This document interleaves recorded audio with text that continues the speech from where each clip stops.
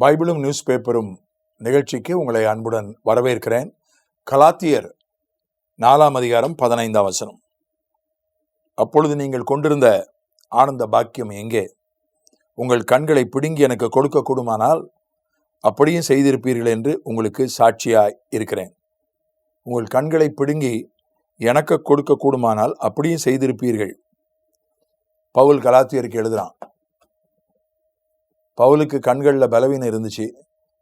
எங்கள் கண்ணை கூட நாங்கள் உங்களுக்கு பிடுங்கி குடிக்க தயாராக இருக்கிறோம் என்பது போல ஒரு அன்பை கலாத்திய மக்கள் பவுல் மேலே வைத்திருந்தார்கள்.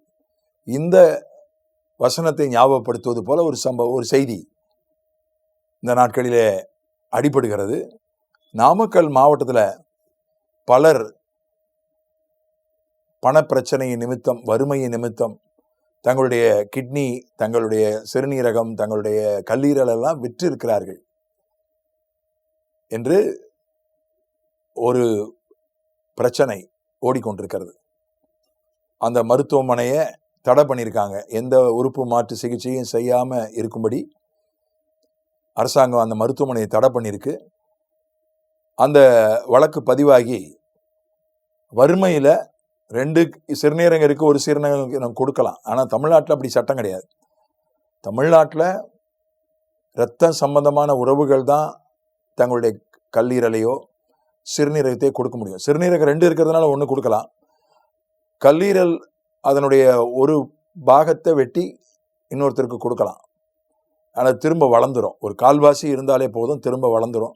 கொடுத்தவருக்கும் வளர்ந்துடும். திரும்பி அந்த கல்லீரலை யாருக்கு பொறுத்துறாங்களோ அவருக்கும் திரும்ப வளர்ந்துடும். அதனால தான் தமிழ்நாட்டில் ரொம்ப கண்டிப்பான சட்டம் இருக்கிறது.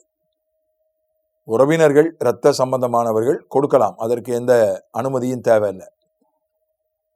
ஆனால் உறவினர் அல்லாதவர்கள் கொடுப்பதாக இருந்தால் அதுக்கென்று அனுமதி வாங்குவதற்கு ஒரு குழு இருக்கிறது.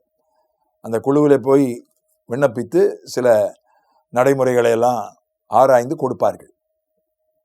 ஆனால் அந்த சட்டத்துக்கு மாறாக பணத்துக்காக அவர்கள் உள்ளுறுப்புகளை விற்று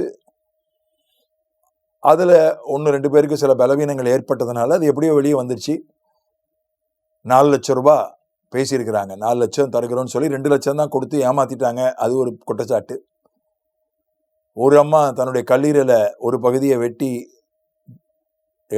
எடுத்து அந்த அம்மா தானம் கொடுத்துருக்கு.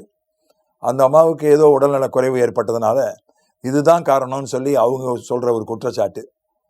இப்படி ஒரு பிரச்சனை செய்தியில ஓடிட்டு இருக்கு. அதுல இந்த இடத்துல நான் கேட்க வேண்டிய கேள்வி, உறுப்பு தானம் நம்ம பண்ணலாமா?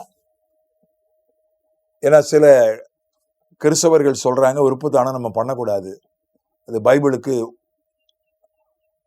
உட்பட்டது அல்ல, பைபிளுக்கு முரணானது என்று கருத்தத்தை. இரத்தம் தானம் பண்ணுவதே பைபிளுக்கு முரணானது என்று போதிக்கிறவர்கள் உண்டு. ஆனால் வேதத்தில் அப்படி இல்லை.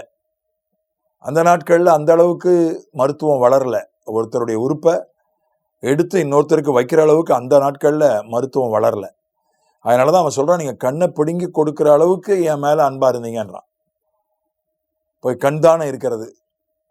இறந்து போனவர்களுடைய கண்ணை அவர்கள் தானமாக இறந்து போன பிறகு எடுத்துக்கொள்ளலாம். இப்போது நீங்கள் கண் தானம் பண்ணிவிட்டால் இறந்த பிறகு உங்கள் கண்களை தானமாய் கொடுத்து விடுவார்கள். உறுப்பு தானம். ஒருவர் மூளைச்சாவு அடைந்து விபத்திலோ வியாதியிலோ சிக்கி மூளைச்சாவு அடைந்து விட்டால் அவருடைய உறுப்பை உறவினர்களுடைய அனுமதியோடு மற்றவர்களுக்கு கொடுக்கலாம். அது ஒரு வாய்ப்பு இருக்கிறது. இறந்து போன பிறகு என்னுடைய உடலை அடக்கம் பண்ண வேண்டாம், என் உடலை மருத்துவ படிப்புக்காக, செய்முறை பயிற்சிக்காக நீங்கள் எடுத்துக்கொள்ளுங்கள் என்றும் கொடுக்கலாம். தங்களுடைய இறந்த பிறகு தன்னுடைய உடல் தானம், அதுவும் சிலர் செய்கிறார்கள். இதற்கெல்லாம் பைபிளில் என்ன ஒன்றும் இல்லையே அப்படின்னு சிலர் சொல்றாங்க. சிலர் சொல்றாங்க இயேசு வரும்போது உயிர்த்து எழும்பணுமே, அப்ப கிட்னி இல்லைனா கஷ்டமாச்சே, ஈரல் இல்லைனா கஷ்டமாச்சே, கண்ணு இல்லைனா கஷ்டமாச்சேன்னு சிலர் யோசிக்கிறார்கள், சொல்லுகிறார்கள். அப்படி அல்ல.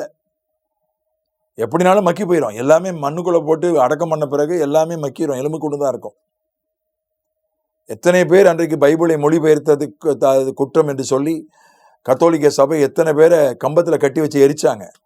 அவங்க உடலை எரிஞ்சு போச்சு, அப்ப அவங்க உயிர் தள்ள மாட்டாங்களா? நூற்றுக்கணக்கானோர், ஆயிரக்கணக்கானரை கத்தோலிக்க சபை எரித்தது பைபிளை மொழிபெயர்த்த குற்றத்திற்காக. அதுக்கப்புறம் அந்த உணர்ந்தாங்க, மன்னிப்பு கேட்டாங்க. இப்ப அவங்களே மொழிபெயர்ப்பிருக்காங்க, அது வேற விஷயம். அதனால உறுப்பு தானம் பண்ணலாம். காசுக்காக பண்ணுவது தவறு, அது சட்டவிரோதம். மற்றவர்களுக்கு பண்ணலாம். நம்முடைய உடலை இறந்த பிறகு மருத்துவ சோதனைக்கு நான் தருகிறேன்னு எழுதி கொடுக்கலாம். ஒன்று மண்ணுக்குள்ள போட்டு தான் மூடணும்னு இல்லை. மண்ணுக்குள்ள போட்டு மூணுனா அது ஒன்றும் இல்லாமல் போயிடும். அது மருத்துவ சோதனைக்கு கொடுத்தா அதை வைத்து, நம்முடைய உடலை வைத்து கொஞ்சம் பேர் மருத்துவம் கற்றுக்கொள்வார்கள். கண்களை தானம் பண்ணலாம். இறந்த பிறகு கண்களை அவர்கள் எடுத்து குறிப்பிட்ட நேரத்துக்குள்ள எடுத்துக்கொண்டு போய்விடுவார்கள். அதை வேதம் ஆதரிக்கிறது. அது ஆதரிக்கிற கருத்தை தான் யோபு எழுதினான். யோபு என்ன எழுதினான்னா, நான் குருடனுக்கு கண்ணும் சப்பானிக்கு காலும் ஆகியிருந்தேன். அது உதவி செஞ்சதை குறிக்குது. ஆனால் இது உறுப்பை தானம் பண்ண ஆயத்தமா இருந்தாங்க அப்படின்றத, அந்த கருத்தை, அந்த செயலை ஆதரித்து எழுதப்பட்ட வசனம். ஆகவே உடல் உறுப்பு தானம் பண்ணுவோம், கிறிஸ்துவின் அன்பை காண்பிப்போம். கொடுங்கள், அப்பொழுது உங்களுக்கு கொடுக்கப்படும். ஆமென்.